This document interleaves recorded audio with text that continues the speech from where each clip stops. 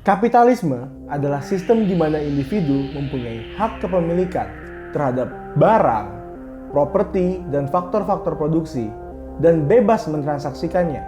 Bebas pula menggunakannya untuk memproduksi barang apapun dalam jumlah seberapa banyak pun untuk memenuhi keinginan pribadinya atau self-interest. Terlebih lagi, dalam kapitalisme, kekuasaan pemerintah dibatasi agar tidak mengganggu kebebasan individu. Namun, apakah kapitalisme sesederhana itu? 1998, krisis ekonomi menghantam Asia Tenggara. Triwulan pertama tahun 2015 yang mencapai. Does ING think this move will help them move past the probe? Continues to be a growing concern in Indonesia.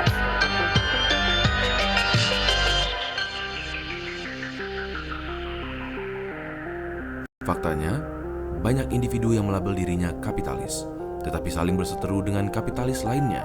Bahkan, contoh yang paling dasar adalah pertanyaan, seberapa banyak intervensi pemerintah dalam kebijakan ekonomi yang dapat dilakukan?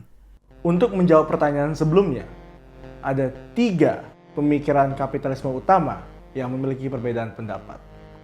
Pertama, paham kapitalisme yang terinspirasi oleh Austrian School of Economics. Paham ini diajukan oleh 3 orang Austria, yakni Karl Menger, Friedrich von Wieser, dan Eugen von Bohm-Bawerk.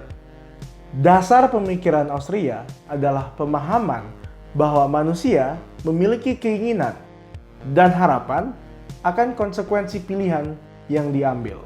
Rumus yang diutarakan adalah Setiap individu di dunia ini memiliki keinginan dan tujuannya masing-masing, dan setiap individu memiliki harapan-harapan apa yang akan didapatkan dengan memenuhi keinginan tersebut. Pada akhirnya akan menghasilkan sikap manusia yang berbeda-beda pada waktu tertentu. Paham Austria ini menyatakan bahwa tidak ada batas pada jumlah karena masing-masing dengan pilihannya yang subjektif. Sebagai contoh, mie instan. Ada yang menyukai mie instan rasa ayam bawang yang merupakan mie berkuah, dan ada yang menyukai mie instan yang tidak berkuah. Ini dikarenakan subjektivitas masing-masing para konsumen. Paham Austria juga meyakini bahwa harga sebuah barang adalah hal yang subjektif dan saling bergantung satu dengan yang lain.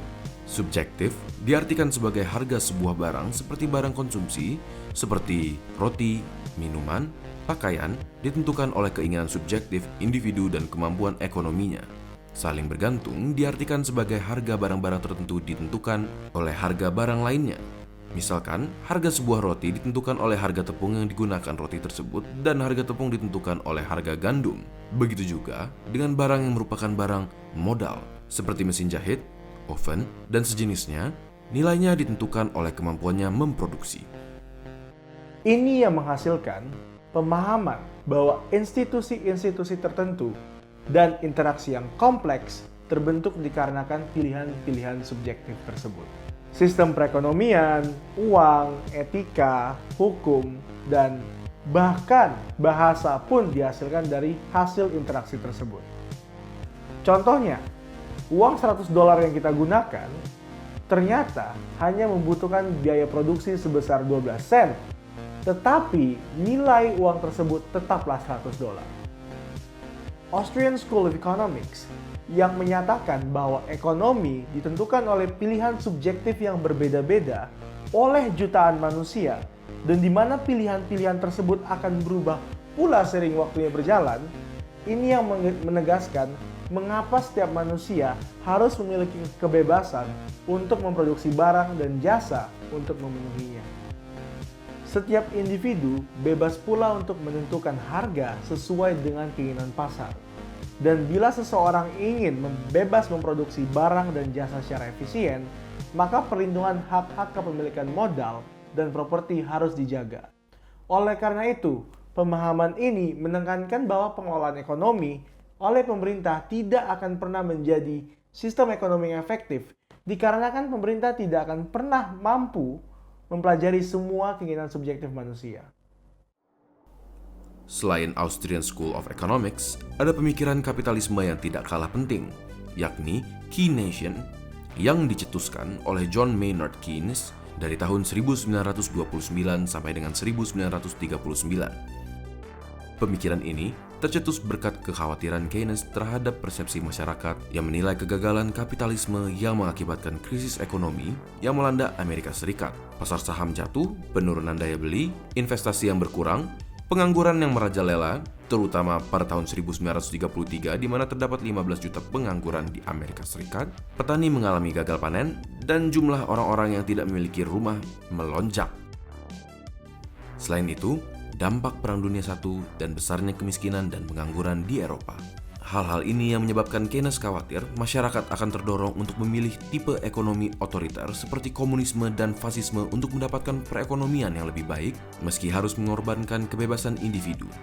Keynes percaya bahwa nilai-nilai kapitalisme, yakni kebebasan, individualisme, dan efisiensi ekonomi tetap harus dipertahankan, tetapi pasar dan perekonomian harus diatur demi membawa kesejahteraan masyarakat. Di dalam bukunya yang berjudul The General Theory of Employment, Interest and Money, dia menyarankan pemerintah untuk menerapkan kebijakan fiskal dan moneter. Pemerintah juga harus berinvestasi di sektor publik untuk meningkatkan kesejahteraan rakyat. Keynes juga menganjurkan pajak progresif, peningkatan infrastruktur, dan pengontrolan suku bunga. Ini yang menyebabkan Keynes berada di posisi unik pada spektrum politik. Kaum kiri menilai Keynes sebagai kapitalis dan orang kanan menilai Keynes sebagai sosialis. Terakhir adalah kapitalisme ekstrim. Kapitalisme ekstrim diterapkan oleh Nazi Jerman dan fasis Italia. Dalam sistem kapitalisme ekstrim, para elit, perwira militer, dan pengusaha kaya diberikan kebebasan yang luar biasa dengan jaminan mereka akan mendukung pemerintah dalam berbagai hal. Negara akan menentukan jalannya perekonomian dengan bekerja sama dengan kaum elit, sedangkan kaum buruh dan pekerja ditindas habis-habisan atas dasar persatuan. Beberapa usaha yang seharusnya menjadi kepentingan publik diberikan kepada sektor swasta atau private dengan pengawasan negara. Oleh karena itu, meski nama Partai Nazi adalah Partai Nasionalis Sosialis, prinsip-prinsip yang diterapkan adalah kapitalisme ekstrim.